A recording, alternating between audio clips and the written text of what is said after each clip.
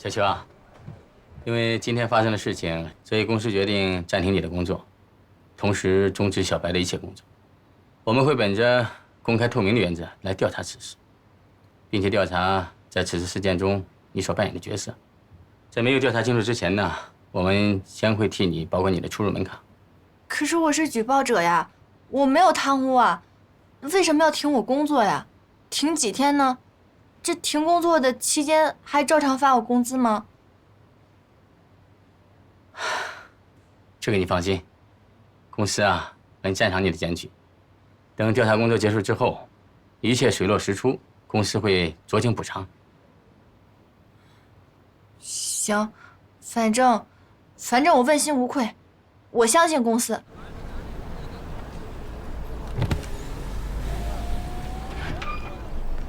安迪姐，嗨，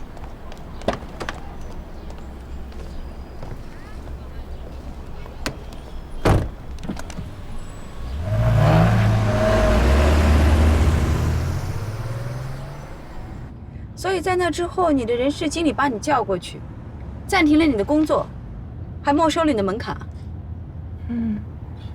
安迪姐，你说这什么意思呀？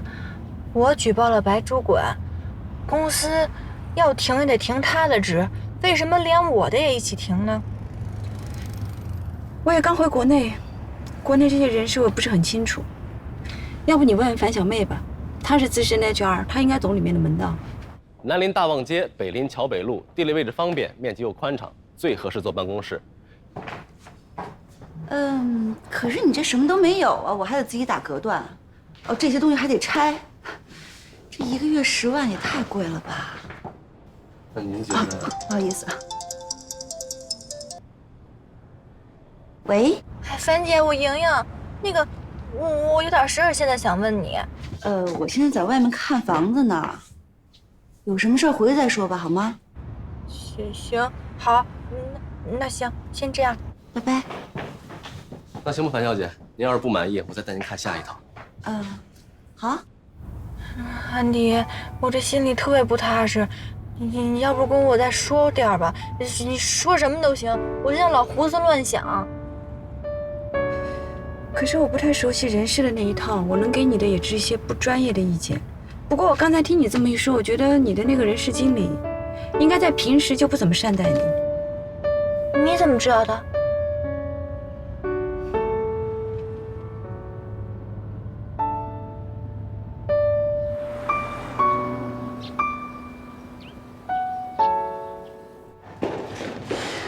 安迪姐，你知道吗？其实我们公司文员关系可好了，但是我们经理眼睛都是向上的，我们都是他奴役的对象。你们公司的助理不也被你们差遣的没时间睡觉吗？不一样，如果是我的手下接二连三的被退票，我会怀疑其中有猫腻，肯定自己出面。肯定你平时啊做事丢三落四的，猥琐男知道你们上司不待见你，故意给你设的局，让你被你上司骂。我一想还真是的，我之前跟他抱怨过，没想到他拿这个设计我。可是我们公司同事跟我可好了，我哭的时候他们还安慰我呢。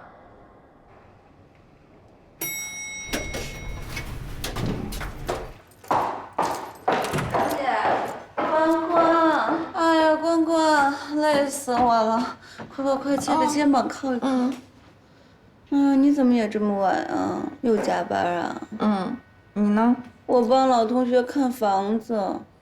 哎呀，你是不知道，现在房价高的离谱，别说去买房子了，就连租房子都贵得要死。上海居大不易啊。哎，莹莹她今天联系你了吗？也不知道她跟那白渣男怎么样了。他倒是给我打了个电话，但是听情况好像不怎么样。人事部的经理说先暂停我工作，等公司他们商量好以后，调查清楚以后再通知我。这个白渣男还有些道行，我真是小瞧他了。这事儿啊，比想象中的大。哎，把你人事部经理跟你说的话详细告诉我。哦，他就说什么赞赏我举报白主管这种行为，但是呢，先停止我的工作，让我回家待命，然后说等他们调查清楚以后再通知我，再酌情给予我补偿吧，大概就是这些。哦，安迪还问我说，是不是平时我的主管经理对我不好？他让我特意告诉你他问的这句话，让你作为参考。樊姐，安迪姐这么说是什么意思呀？因为我是人事部的呀。一般情况，如果有上司关照的话，我们人事处置员工的时候都会有所顾虑，会跟他们的上司商量之后才行。现在这个情况，对你不利啊。莹莹，你不是跟你们单位同事关系挺好的吗？那你跟他们说说，让他们帮你求求情呀。跟普通员工关系再好有什么用？无非就是平时办事的时候方便一些，真要到紧要关头，根本就派不上用场。安迪他让我参考什么呢？参考什么？我明白这个白渣男为什么一再扔你的报销单了啊，因为他知道你跟你上司的关系一般，对不对啊？他正好借你经理的力量来打压你，打压到你急躁为止。这样你会怎么办啊？你会把他约到一个偏僻的地方跟他当面谈判，只要你去了，你就占了下风。你为了完成上司的工作，你必然会答应他些什么？他正好拿这个来要挟你，笨蛋！这猥琐男他真不要脸，莹莹，你千万不能理他。我理他了，但是我没办法呀，那我得去找他报销啊。他当着我一个人的面前，他说了好多下流话，我当时我一气之下我就冲出去了，我当着全公司人的面，我把他一锅端了。什么他砸电脑，还有他自己吃饭报销单跟工厂的报销单混在一起报，我全给他说出去了。那当时那个财务部的那些人全都乱了，我估计现在他们还……邱莹莹，你是不是笨呢？啊！哎呦，这个砸电脑的事就算了，贪污这么好的一个把柄，你怎么就抓不住呢？他第一次把你扔回来的时候，你就告诉他拿贪污这事儿来威胁他，你信不信？他立马投降。哎，你这是干什么使的啊？这里面装的什么呀？你怎么就不用计策呢？我现在回味出来了，可是我现在回味出来，我也没办法了呀。我当时我问我们那个人事部经理，我说我什么时候能回去上班，他似乎给了我答案，但是似乎又没给我答案，我怎么办呀，樊姐？我帮不了你。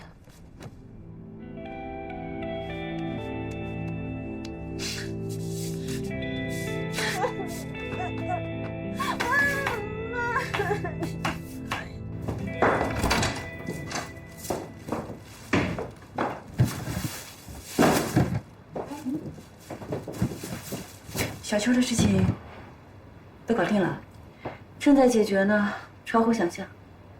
其实我想到了一些办法，就是不知道该怎么跟他说。哎，你让他找我跟我说那些话，是因为你的想法跟我一致吗？叫上他们，到我这儿来吧。好啊。一般遇到这种事情，一定是2个人一起处理。但是你们公司最终的决定应该还是要看你的上司。可俨然你跟你的上司关系并不好，所以我想你的公司应该是会放弃你。可是我没做错什么呀。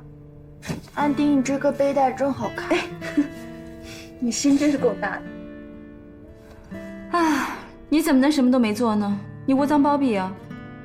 任何人都有理由相信，也许你跟这个白渣男如果不是闹翻的话，你会一直包庇下去。所以即使你有理由能够说服公司你并没有窝赃包庇，可是没有人会喜欢惹麻烦的人。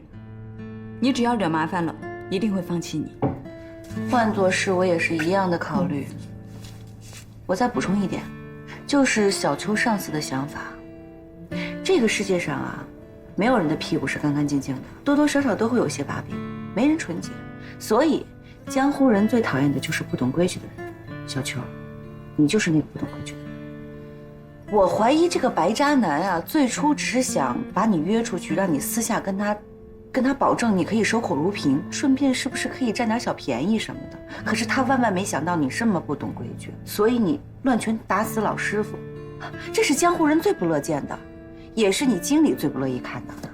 江湖规矩第2条，屁股不干净的人呢，最讨厌身边的人嘴巴把不住门。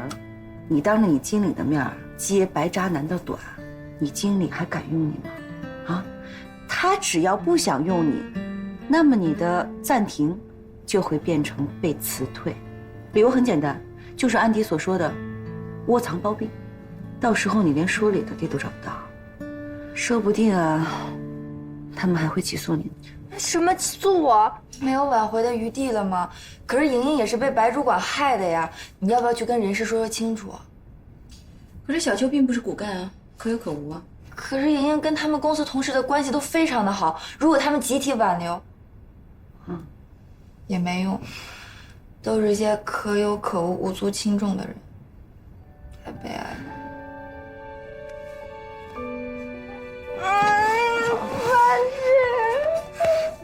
没关系，安迪和樊胜美两人一针见血地道出了职场新人邱莹莹所犯的忌讳。职场如同江湖，江湖有江湖的规矩，不懂规矩的人亦无法在江湖立足。邱莹莹初涉江湖，不懂游戏规则，横冲直撞，当众揭短，人人自危，只能被 out 出局。有的时候，年轻并不是一种优势。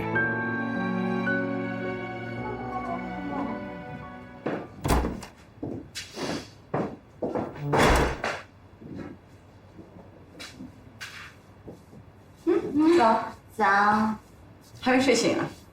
都没睡几个小时。今天交接客户了，英文单词背熟了没有？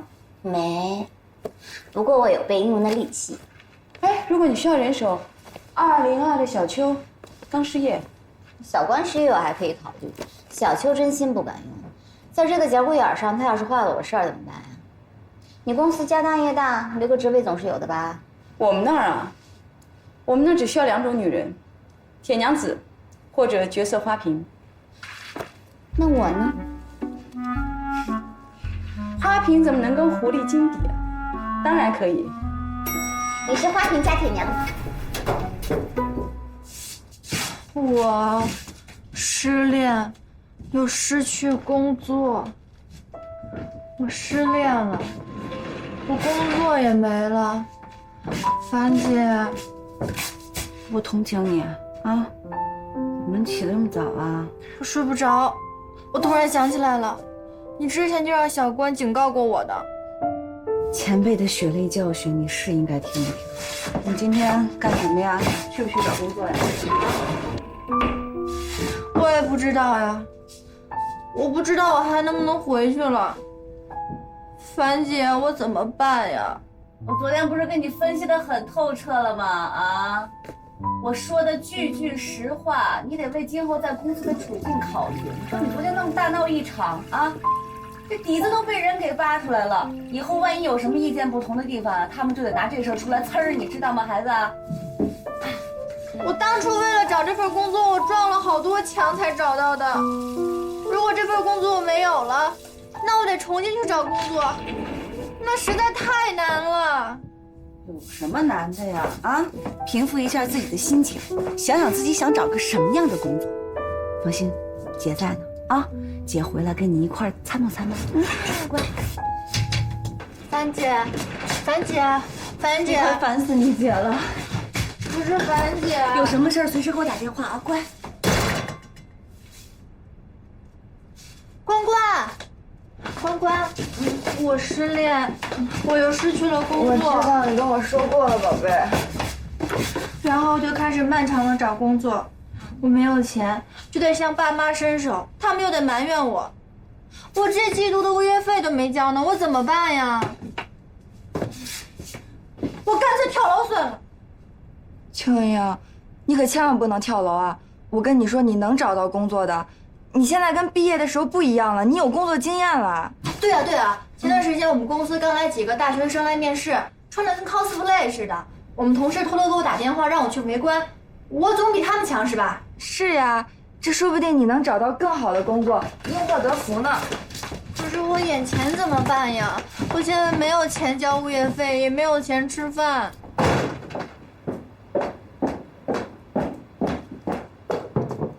小关，哎，来了来了，莹莹，我这先走了，你也别多想，这你吃饭的钱呢就包在我身上，你想吃什么告诉我，到时候我给你带。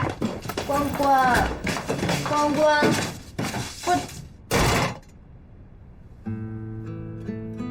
关关也不理我了。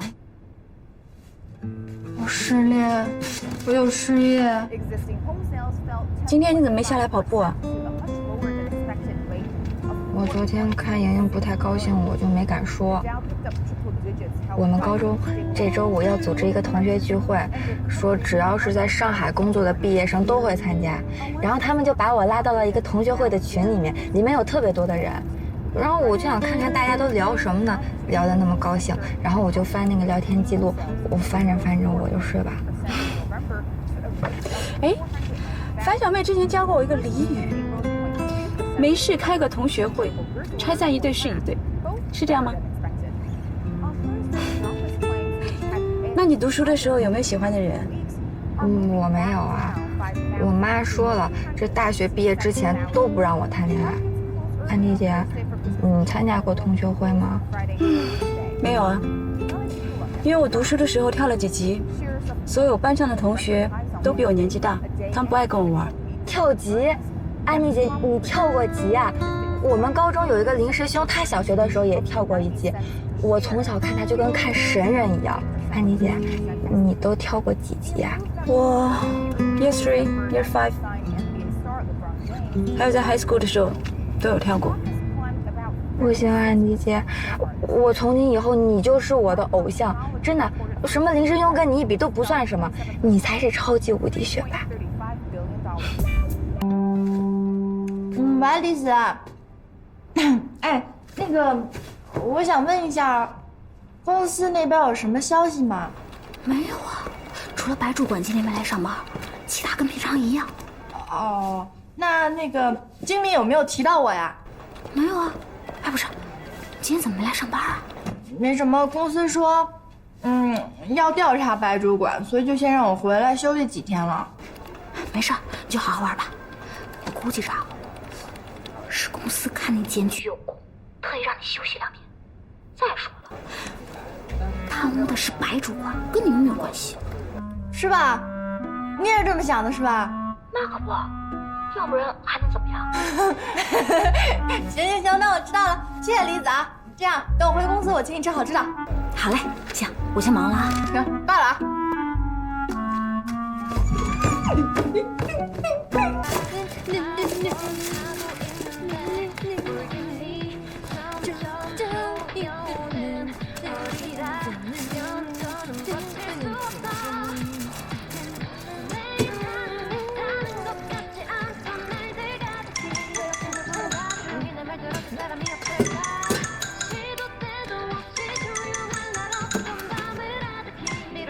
喂，你好，我是邱莹莹。我是人事部，我代表公司正式通知你。经过调查核实，我们认为白主管和你都有损害公司利益的行为，所以从今天起啊，你不再是公司的员工了。可是我举报了白主管呀。考虑到你检举揭发白主管的行为，公司会支付你这个月的工资。至于你留在公司的物品，我们会帮你清理好，你可以随时过来取。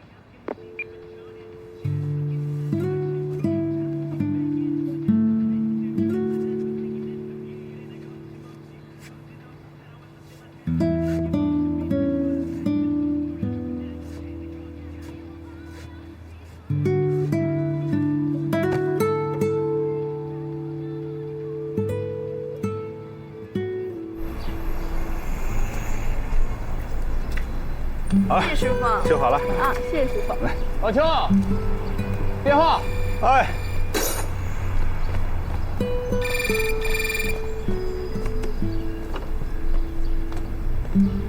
嘿嘿，宝贝儿，怎么了？啊？爸，我被解雇了。怎么了？你做错什么了？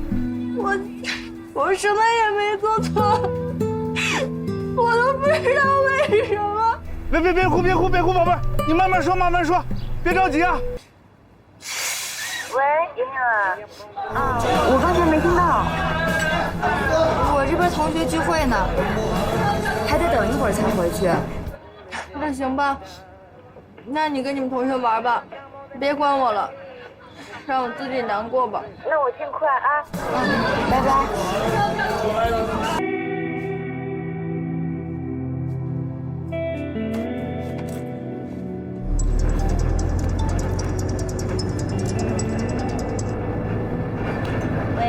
蚯蚓？半姐，你在哪儿啊？我被公司开除了，早点回来吧。那怎么办呢？关关呢？我给小关打电话了，他说还有同学聚会，要早点回来的话，咱俩一块出去吃饭去。你就别等我了啊！我刚从公司出来，还要去看房子呢。你自己一个人乖乖的吃饭好吗？我会尽快回去的啊，拜拜。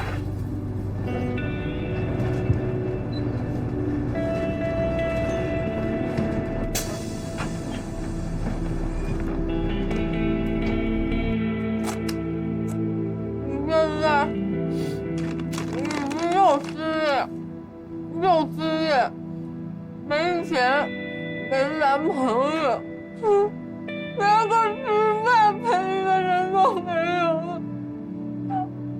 这活得也太失败了，太失败了。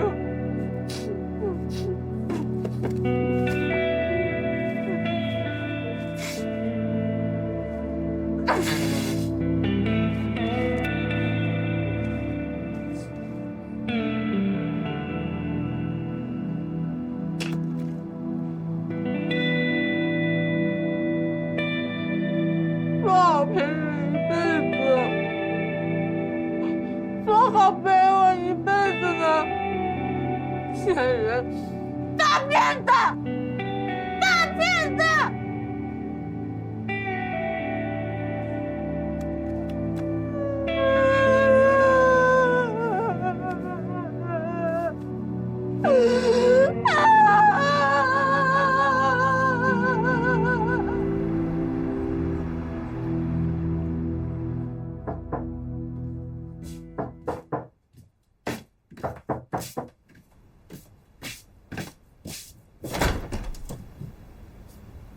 爸，你怎么来了？接到你的电话不放心，赶最快的一班车过来了。怎么不开灯啊？啊？